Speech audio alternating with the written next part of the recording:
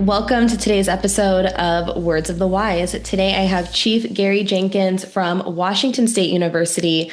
He has 48 years experience in law enforcement, so a wealth of knowledge. I'm really looking forward to this chat. Welcome to the show, Chief Jenkins. Thank you so much for being here. Yeah, thanks for having me, Paige. Of course, I'm really excited to talk to you. I would imagine that you have achieved a lot in 48 years. And so I was hoping that we can rewind time a little bit and you can give us a little bit of background. Sure. Well, I started my career, in addition to the 48, I was a police cadet right out of high school. I worked for the West Covina Police Department in Los Angeles County. Mm. Um, and I worked there for 3 years as a non-sworn police cadet full time. And then I was hired as a police officer at the Claremont Police Department, also in Los Angeles County. And I worked there for 33 years, worked through all the different assignments and ranks up through the rank of captain at the Claremont Police Department. And then in 2010, I was hired by the city of Pullman, Washington Police Department as the police chief. And so I was chief there for 12 years. In 2022, I was retiring from the city of Pullman Police Department when Washington State University lost all of their command staff, and they were in a bind and asked me if I would step in to help. And so that was in 2022. Originally, it was for a 6-month interim stint, and that was 3 years ago. So I've been there for 3 years. They were like, yeah, I know you're planning to retire, but not yet. We need your help. Yeah, they didn't strong arm me. Yeah. My wife and I actually talked about me potentially working as an interim chief somewhere, and that came up, and so it all worked out well. And WSU has been a great employer. I love that. Did you have any mentors coming up in your career? I had a lot, and it's funny because I had some really good supervisors throughout my career that were from officers to sergeants to lieutenants to chiefs. But I learned as much from them as I did from those that were not so good supervisors. Yeah. And so I learned a lot about what not to do as well. So I think it's important to take lessons from not only the good supervisors, but also learn from the other side of that coin. Yeah, 100%. I think that, when I was growing up, I always thought that if I only had bad influences, that meant like I wouldn't know how to do things. And now I see it in a completely different lens that like they teach you what not to do. So it makes you even better because you can avoid those situations entirely, or it leaves kind of an imprint on you of like, I don't want to be like that. Like I would never treat people that way, or I would never follow in their footsteps in that way. And so I do think that it makes you stronger, not just as a leader, but as a person.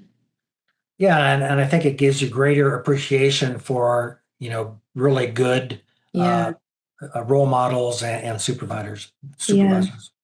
Was there, from a leadership perspective, was there like one thing that you learned that really stuck with you that maybe you have passed on to others now today that you're in a leadership position?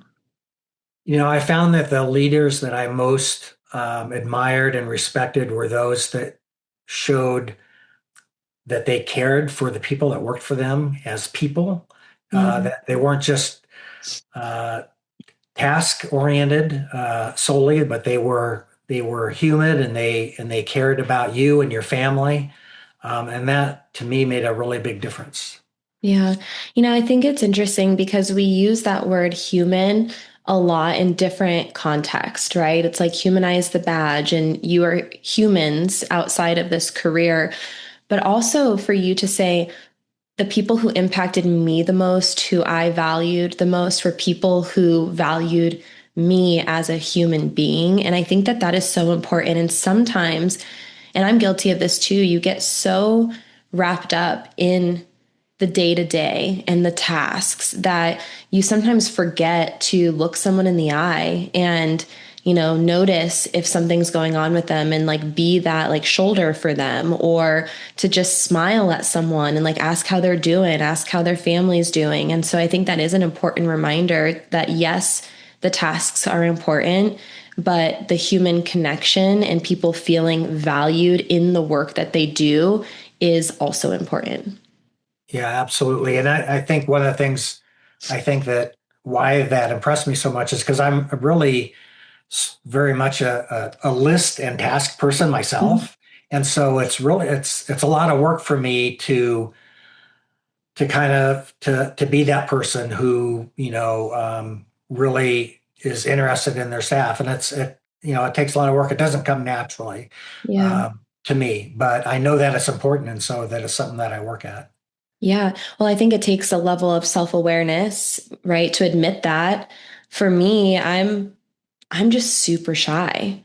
And maybe you wouldn't notice it like here, like on this podcast, but like for me, like I'm very introverted. I'm an only child. Like I didn't have a lot of like social interaction, and so I keep to myself. And it's not that I don't care, but I think my default is to like retreat a little bit, and so for us to have the self-awareness to be like, hey, maybe this isn't how I am normally, but I understand that this is important and it takes effort to do those things, but I think that people recognize effort and they appreciate that. And so I think anyone who's listening can take a look at themselves and be like, hey, these are my strong suits and these are my not so strong suits.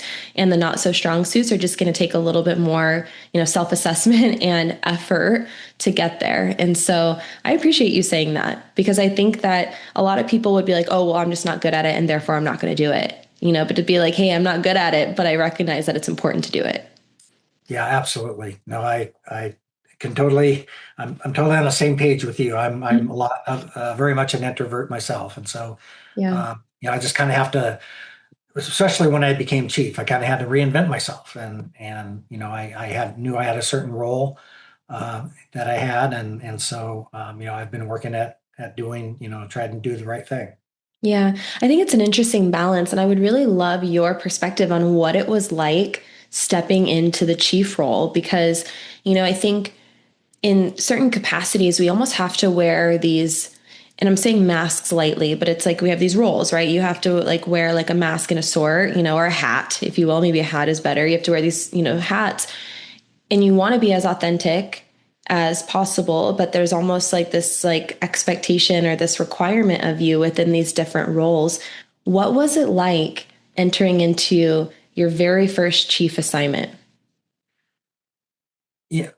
Well, I want to say it's kind of like being a parent, and that kind of sounds condescending, and I don't mean it that way, but I mean it in a way where you you want to please people, but you can't really be their friend. Mm, You're responsible for certain things and ensuring certain types of performance, and discipline. And so there's really it's a tough balance. Everybody wants to be liked, and I'm no exception. And I wanted everybody to like me, but you always have to make decisions, and you can't please everybody.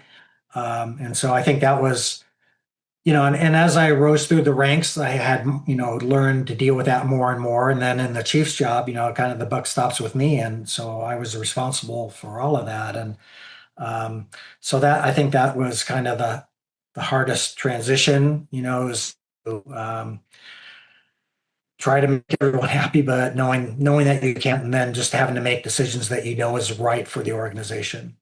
yeah. Yeah, it's interesting. I was just having this conversation recently about how, because you're right, everyone does want to be liked. I don't care who you are, and it's not that you want like that everyone has to love you all the time, but I think everyone wants to feel like they're liked, and no matter what role you're in, that's never going to happen. Right. It doesn't matter if you are a brand new officer, if you're the chief of police, there's never a world where every single person is going to like you. And that is a tough reality, and I think what we were saying earlier is, having the authenticity, and just knowing that like you're trying your best and you have everyone's, best intention in mind, I think is all you really can do. And then, being able to like learn from feedback, of like someone said it was called a social bath, I think is what the term was. And I thought that was very interesting of like being like, okay, like listening to everyone, right? And like what they think, like the good, the bad, the ugly, and then being able to like grow from that. And I think that is, I would imagine that is incredibly challenging to do. Yeah, definitely. Yeah, it's again, like I said, that's probably a toughest transition. Um, but I think in my mind, I always tried to do what's best for the organization. And if people didn't like that, I felt comfortable knowing that that's the reason I was making that particular decision. 100%. In the context of wellness, do you think that it's lonely at the top? Um, I think in the world of wellness, I think actually the younger staff probably have a better perspective on that than those of us that have been around for a long time. There's, of course, law enforcement has seen a lot of changes over my career, but for 40 some years.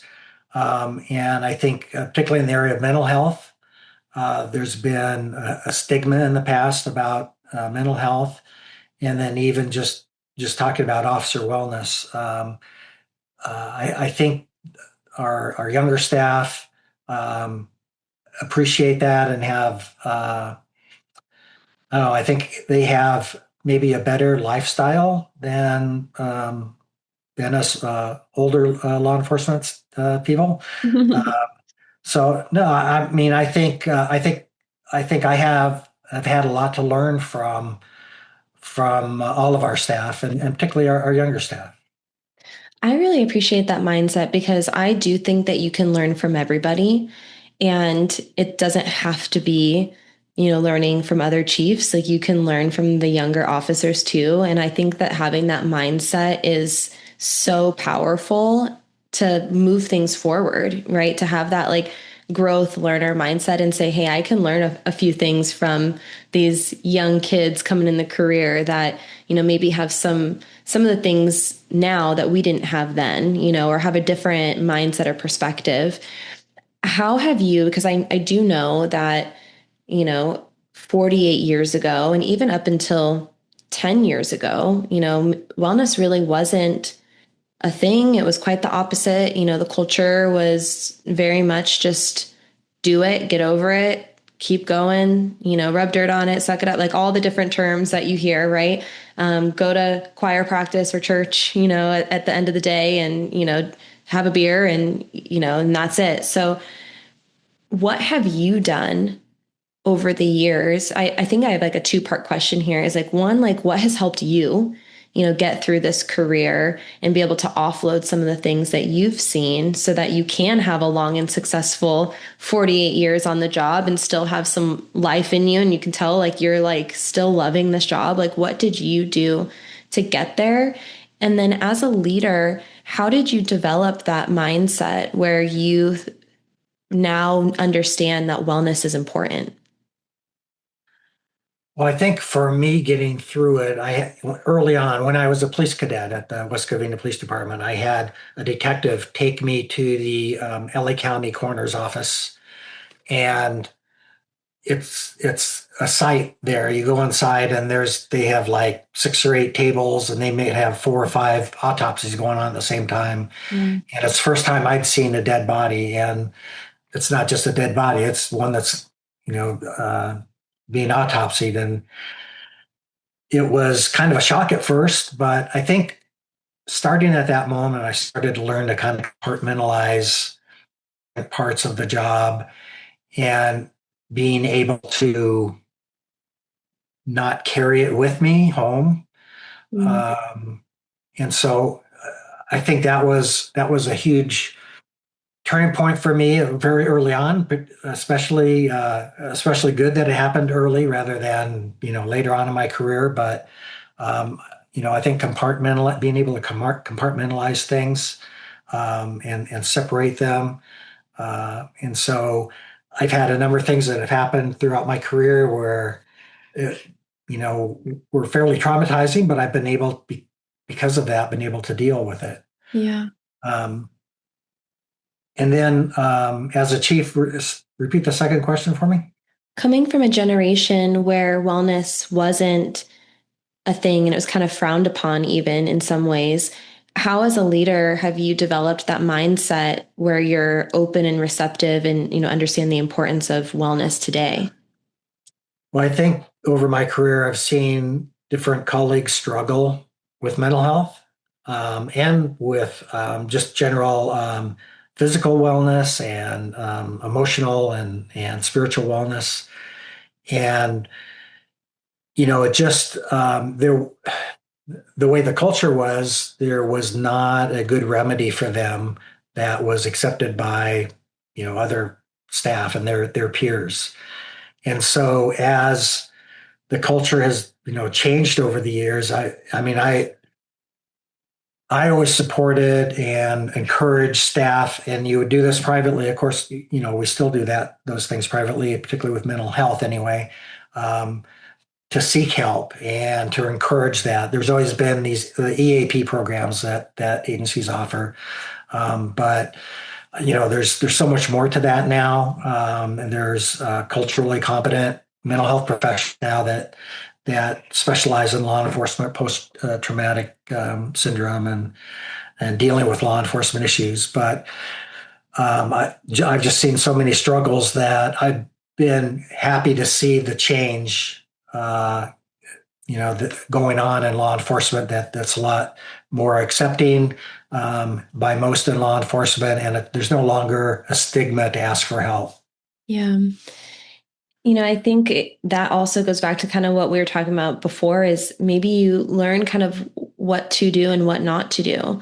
When you see people struggle and you understand that like you don't want to struggle yourself, but you also don't want other people within the organization to have to struggle in that same way. And so how can you learn from the good, maybe the people who are taking care of themselves and who, quote unquote, got it right or seeked resources and it helped them? And then how can we also learn from people who maybe didn't have those resources and what that did to their life? And, trying not to repeat that and have resources to support everyone moving forward. So I think it really aligns really well with what we talked about previously. Um, I know that you said earlier you walked into this position, you were ready to retire. You walked into this position. It was supposed to be a 6-month thing. They were maybe, going through some personnel changes and things organizationally. Now you've been here 3 years. How, as a chief, have you found success in building a positive culture that supports the morale and the wellness of your people?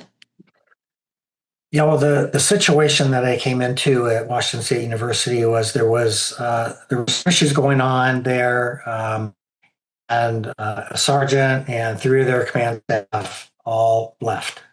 There was some misconduct going on and a number of issues. So when I came in, morale was definitely an issue. I think people were disheartened. They even some may have been embarrassed about what had happened. Embarrassed about the agency they were working for and what had occurred. And then once I got in, I found out that there was a lot of disconnect between the command staff and the rest of the staff. And so the first thing I wanted to do was try to build trust with the staff because there was a lot of mistrust with the previous administration, and so I spent a lot of time communicating regularly with staff, both regularly by email with updates and also just person on person and in person discussions. I interviewed each member individually to find out how they felt about what was going on and their suggestions for how to move the department forward. Mm, And actually, that was one of the reasons I went beyond my 6 month interim position and decided to stay longer was because every single person I talked to wanted to see some positive change. mm. And as a leader, it's not very often that you have an entire organization that wants the same thing. That's very, very rare. And so I was excited to be part of that change. And so everyone wanted to see an improved culture, people that were working together, increased professionalism, um, communication and the command staff, that there was mutual respect between patrol officers and command staff. And so my assistant, there was a senior sergeant that was promoted to assistant chief when I got hired. Don Daniels, she was very instrumental in working with me to to help with that communication and developing that trust. And things like that we're talking about now about wellness programs and getting grants to implement wellness programs did a lot because there was not that kind of attention that was paid to the staff before that. And so I think the communication, some authenticity on the part of command staff, and investing in our staff really went a long way to improving the culture in the organization. Yeah. And have you seen a really good change in the last 3 years from the time that you started to now? Because I think that sometimes when we have these conversations, it's like, it feels like you're starting from ground zero, right? And it feels like maybe it's going to take forever to get somewhere, and that can sometimes be paralyzing for people of like, man, like I don't even know where to start, like I don't know how long this is going to take. And I'm a huge proponent for like one foot in front of the other, like baby steps will create big impact over time. And so have you noticed that by having authenticity, open communication, investing in your people, making them feel valued in the work that they do and showing that consistently every day for the last 3 years, have you seen an improvement in the culture and the morale and the productivity? I have. I think we're in an entirely different department than we were when I first got there. And this isn't just me. The entire staff really wanted this change, and they were being held back, frankly. And so it was really just a matter of letting them grow, giving them some support and direction. Um, but it's one person just can't come in and say, "Okay, this is what we're going to do, and it's going to happen." Everybody has to have some buy-in in that and be a part of it. And I think everyone feels that they're a part of that change, and that's talk about changing an organization. The only way that you can really change it is to get buy-in from staff. And so, we were able to do that because the staff, they're very dedicated professionals that wanted to be part of a organization that was contributing to something bigger than themselves. And I think we've been able to do that. I love that. I feel inspired by that. Like it feels like the work has paid off.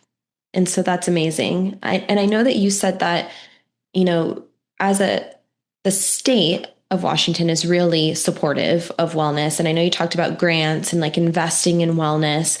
What were some of the things that maybe your staff was looking for, or some of the things that you have been able to implement organizationally to support wellness, with the support of your state and, obviously the school system as well? Yeah, so every year, for the past 3 years anyway, the state has funded officer wellness grants through it's the State Criminal Justice Training Commission. And so when we apply for the grants, we ask for input from staff. What do you want to see? Mhm. These are the parameters of the grant. These are the types of things they will fund. Tell us what things that you feel would be helpful to you. And so some of the things that we've done, well, for each of the 3 years, we've had culturally competent mental health professional on retainer for us that also comes out and does critical incident stress debriefings, does training, is available for one-on-one anonymous consultations. Um, and we built a workout room and bought workout equipment for officers. Um, we brought in some training. One's called Struggle Well, post-traumatic growth training. It's a 4-day class that we provided for our staff, and also some local law enforcement agencies attended as well. Um, we recently, a recent grant, we're getting some workstation treadmills, Mm. so staff can get on the treadmill while they're working at their desk. Um, what else have we? We increased our. We had a peer support team, and we had 2 officers that were involved in that. We added 2 more officers and provided training for them. So we received a little over $95,000 over 3 years from the state, which doesn't sound like a whole lot, but for a department our size with a very lean budget, I mean that provided some officer wellness resources that we otherwise wouldn't have had. Yeah. And, I know you talked about buy-in and the fact that you're able to ask your team, like, hey, what do you guys want? And then we're able to deliver on that with the help of these grant funds. Are you seeing that people are taking advantage? Are they utilizing these things? Absolutely, yes. So everything that we've done, they've been using all of those resources. And I think it's just because they're the ones who came up with the ideas and Right. telling us, what they wanted. And they're all great ideas. And so I think it's been really helpful. Yeah. I want to talk a little bit about some challenges because um, you and I talked offline, and some of the challenges that you've seen are very similar to what a lot of agencies are seeing across the country. And one of the things is staffing, and I wouldn't say everyone is short staffed, but I would say the large majority of the agencies that I talk to are still short staffed. And I think that this was really exacerbated during COVID 2020 timeframe, a lot of people leaving the profession, some changeover, and it's hard for agencies to also hang on to people because there's a lot of lateral movement, maybe not a lot of people, signing up for this career in the same way that they used to.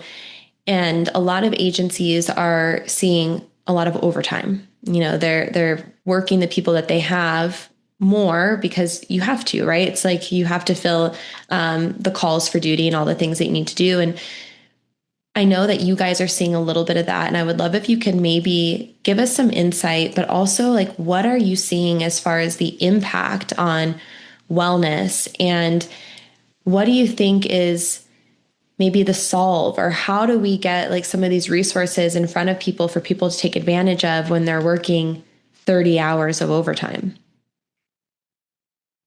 Yeah, well, we definitely have had a big impact with staffing. We not only have patrol shifts that we need to cover and people are having to work overtime when we're low on staffing, but we also have on campus different events, athletic events, concerts, things like that we staff with our officers, and that those demands are increasing. We used to not provide security at different events, but now the university is serving alcohol at those events, and so we're starting to provide staffing. So the demand is increasing as well, and so it takes its toll on the officers, not only physically but mentally and emotionally and spiritually. There's just very little. They have little time off to recharge, Right. and so. Right now, actually, we're only one position down, but that sounds good. But we have 2 in the academy. We have 1 in field training. We have another one that is off on a medical leave. And so, right there that we have a number of officers that we're now having to fill in behind. And then, we want to give officers their requested vacation time off to let them recharge. And then when we do that, just starts the cycle again. And it's just, it's hard to know how to balance that out. So we've been working really hard to get our staffing numbers up. Like I mentioned, we're just 1 position short now that we just tested for, and hopefully get that position filled. But in law enforcement, by the time you do recruitment and testing and the background investigation and the police academy, you're up to almost a year before you get somebody out on the street on their own. So It takes a while. We just recently got a new president at the university who is very in tune to security and public safety on the university campus, and actually unfroze the position for us. And I think will be working with us to add positions to get us properly staffed. Um, so I think that's one thing. Um, but also just trying to work with staff. We have a monthly supervisors meeting, and we talk about how to balance this out and how to best, um, provide the officers what they need, but still, staffing what we need to. And so, Yeah. again, just like we have done everything else, we ask for input. Excuse me, for from them and for them to bring from their staff to the management meetings. Um, So I think some of the things that we already have on board as far as our workout equipment, our workout room, and our mental health professional, are good resources for them. The treadmill workstations will be good too. But I think the bottom line is it's going to take having proper staffing really to fully address the issue. Yeah. Do you think that wellness and building a positive culture is a recruitment and retention tool?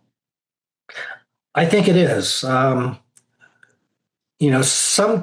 well. Definitely having a good culture and having hire someone that gets into the organization and they feel good about the organization they're in and they feel supported, I think is extremely helpful in retention. I think in some cases, when we hire very young people who haven't been in the workforce very much, sometimes that is not appreciated and Mm. probably isn't appreciated till they move on to something else and don't realize what they had until they do that. But we do the best that we can, provide the best environment, and hopefully we'll help with the retention. That's a really interesting perspective. And I don't know if I've ever thought of it that way because, we know that a lot of organizations are working really hard to create a healthier, stronger culture, value their people and their wellness. And if you are someone who has been in this career a long time, you know what it used to be like versus now. And so you don't have necessarily maybe the grass is greener mentality as much because you're like, wow, like this is really good. Like I came from something that was not great and this is really good. And for the younger people, like that's kind of the new norm. You have them walking into it. And so they don't understand how good it is, maybe in comparison to other organizations that don't do that. I think that's a really interesting perspective. But I think that, the more that we can focus on supporting wellness, I do think that it's going to help people to stay there, even at the very least. It's like, how can we just support them so that mentally they feel like they can offload some of these things, and physically, having these options on duty as well, some things that they can do like while they're at work, like you said, the walking treadmills, the gym on site. So it doesn't feel like they have to carve so much extra time out of their schedule.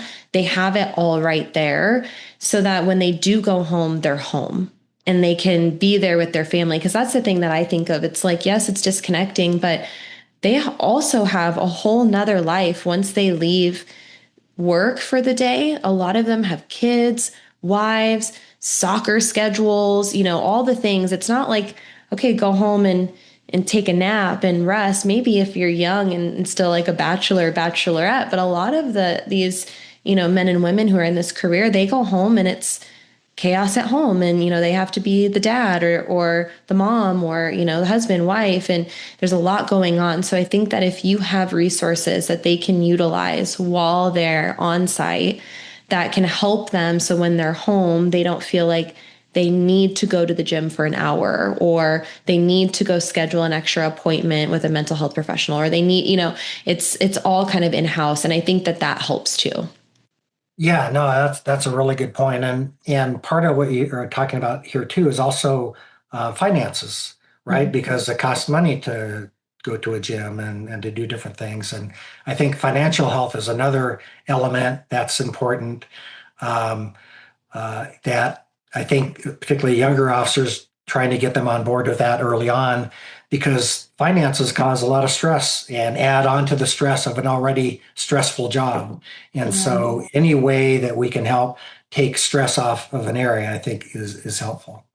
Yeah, I like that perspective too. Obviously, we've talked about financial wellness being important, and that can be the root of a lot of challenges, right? And we know that even just outside of law enforcement, one of the number one reasons for divorce is money, right? And so, and we also know that a lot of people who are coming into this career are young and maybe don't know how to manage money. And I couldn't manage money when I was in my 20s. There was no way. If it was cash, it didn't exist. You know, it was like free. I was like, oh, it doesn't exist. And credit cards, what's that? I don't know. You know, I don't know how to pay it off or whatever. So we've talked about that, but I don't know if I've had it in the perspective of how can an organization provide resources that help with the officers' spending so that they don't feel like they have to spend so much money on all these extra things to offload the things that happen while they're at work or to meet a physical and mental standard that's a requirement of the job. So I really like that. Is like, how can an organization take some of that pressure off? Yeah, yeah. I think anything helps. I do too. I know that you mentioned, kind of thinking outside of the box. And I wanted to ask you, what that looks like for you, and maybe what are some of the things that are on the horizon and some things that maybe you're thinking of with like what's next, and what you want to implement in the future or what you think the department will look like in the future. Well, like I mentioned when I came in, there were a lot of things that I guess were not being done by the previous administration. And, one of them was the area grants that we've already talked about. Mm. I think there were some excuses given of why they weren't applying for grants. I've even talked with some colleagues at other universities that are butting heads with their grant office about applying for grants. Um, and I think, at least for our organization, that was kind of an outside the box idea.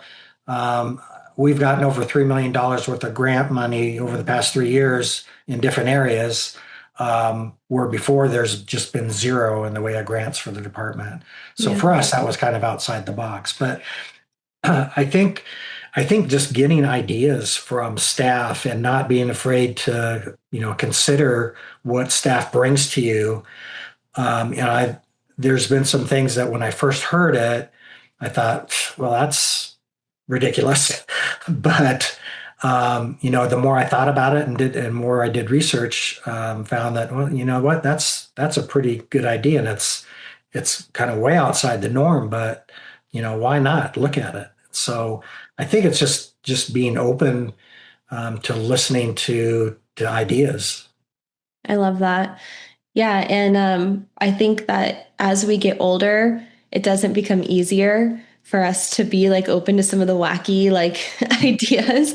And so I think as a leader to have that like open growth mindset is really great.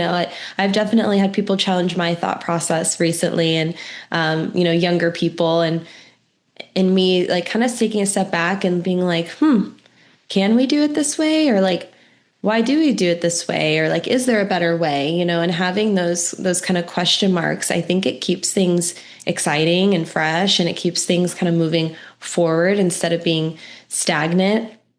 I wanted to share this story with you because I thought this was really funny, and it's a little off topic, but not really. I was working in an academy, and this young man came up to me, and he was probably 21 years old. I'm guessing, I don't know, early 20s. And he came up to me and he's like, ma'am, I have this hip pain and I play golf, and, what can I do, for mobility so that, I can work on this. And I'm telling him things, and he goes, all right, thank you so much. He's like, I want to, really be proactive in my wellness. And I want to make sure that I can walk when I'm 40 years old. And I was like, I like wanted to validate him so bad because he was being so sweet and like his intentions were so pure. You know, he's like, I really want to like prioritize myself. And I was like, that is so good that you want to prioritize yourself. Thank you so much for asking me. And I'm happy to help you in any way.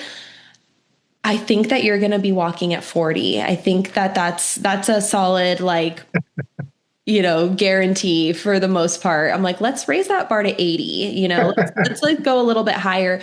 And he's like, okay, and I think these young people, like it's exciting, when they come up to you and they're like so full of like hope and excitement and they're like bushy tailed and they really want to do a good job and they really want to like be in this career, for as long as possible. And they want to prioritize these things. And I just thought, that was a cute story. It was a dagger to my heart because I was like, wow, he thinks I'm so old, but I think that if we, as we get older, can be open-minded to the ideas and the perspectives of these young people, it's only going to keep things moving forward.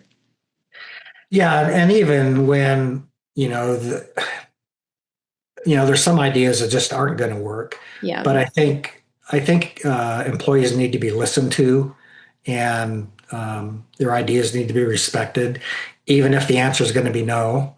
I think just hearing them out goes a long way. Yeah, 100%.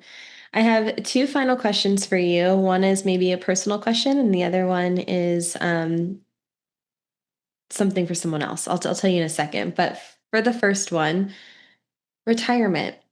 I know that you were kind of on your way to retire, and now, 3 years later, you're still going strong in this position. How do you know when it's ready, or when you're ready, or when it's time to retire? And how do you prepare yourself for that? Yeah, so that's something that over the years I've asked people that I've worked with that have retired how they knew it was time. And almost every person told me, you know when you know. I'm actually going to be retiring at the end of this month. Really? And Okay. I came to the realization that I know it's time to retire.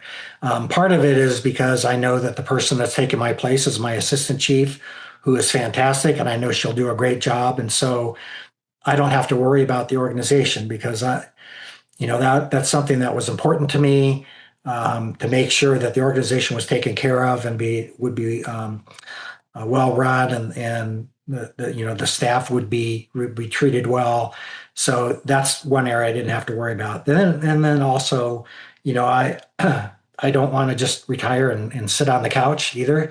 I started woodworking about 4 or 5 years ago and built a woodworking workshop, and so I really enjoy doing that and like traveling and visiting kids and grandkids and that type of thing. So I have plenty of things that I know will keep me busy, because I know I've seen people that have retired and really didn't have any interests or anything else. Their whole persona was wrapped up in law enforcement, Yeah. and I've totally enjoyed my career. I love being a part of law enforcement.